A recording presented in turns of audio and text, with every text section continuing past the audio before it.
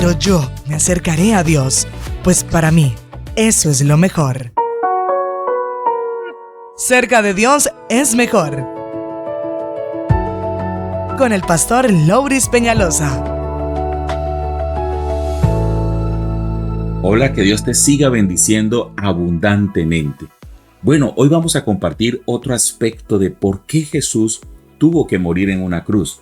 Y en el libro de Hebreos capítulo 2, versículo 14 dice la palabra del Señor: así que por cuanto los hijos participaron de carne y sangre, Él, refiriéndose a Jesucristo, Él también participó de lo mismo, para destruir por medio de la muerte al que tenía el imperio de la muerte, esto es, al diablo.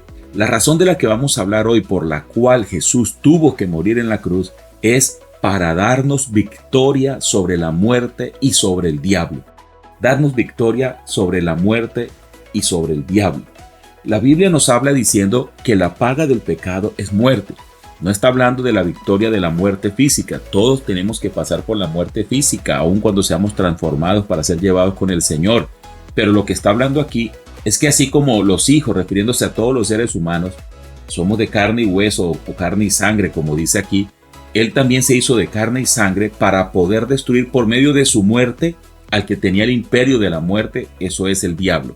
El diablo, a través del pecado, tenía a la humanidad sometida a la esclavitud del pecado, pero también a la muerte eterna.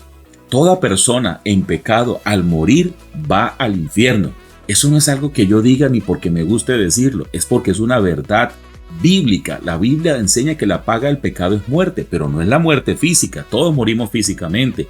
Es la muerte eterna, o que en el libro de Apocalipsis también la llama la muerte segunda, que significa la separación eterna de Dios en un lugar de condenación que la Biblia llama el lago de fuego, o que popularmente conocemos como el infierno. El diablo tenía ese imperio o ese dominio. Al tener el dominio del pecado, dominaba sobre la gente, y al morir la gente en pecado, pues se va al lago de fuego. Cuando Cristo muere en la cruz y paga el precio del pecado nuestro, como lo hablamos en los días anteriores, Él entonces le quita al diablo esa autoridad que a través del pecado ejercía sobre las personas. Por eso es que en alguna ocasión Jesús llamó a algunas personas hijos del diablo y les dijo: son hijos del diablo porque hacen las obras de su padre, practican el pecado. Y es que el diablo, a través del pecado, domina y esclaviza a la humanidad. Necesitamos ser libres del pecado, y Jesús hizo lo único que se podía hacer: pagar el precio de ese pecado cometido por Adán y que pasó a toda la humanidad. Al ser pago el precio del pecado, el pecado ya no tiene poder sobre nosotros si le entregamos nuestra vida a Jesús, que fue el que pagó por nosotros. Que no solamente pagó por nosotros, sino que específica y particularmente tiene que entrar a nuestra vida, a tu vida, para limpiarte a ti y limpiarme a mí de tu pecado, de mi pecado, limpiarnos de esa maldad. Y de esa forma, entonces el diablo deja de tener autoridad o poder sobre la vida de una persona. Y esto es importante que lo tengamos en cuenta. Esto no se trata de misticismo ni de cuentos, es una realidad.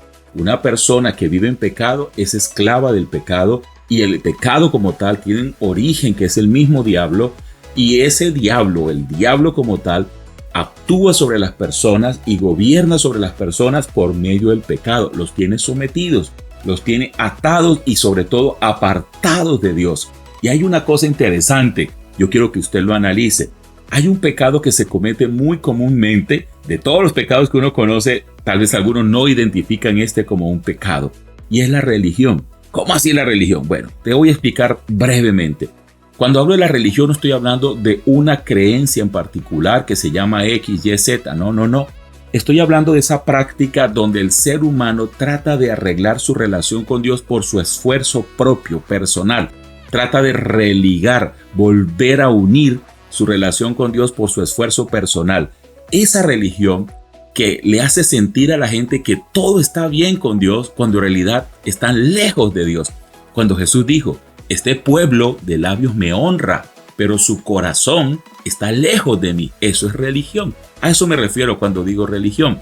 Y ese es un pecado que tiene a la gente separada de Dios, porque mucha gente tiene su propia religión, su propia creencia de cómo puede acercarse a Dios a su manera, cuando Dios dice todo lo contrario, y eso hace que la persona no se pueda acercar a Dios de verdad y eso lo tiene separado de Dios.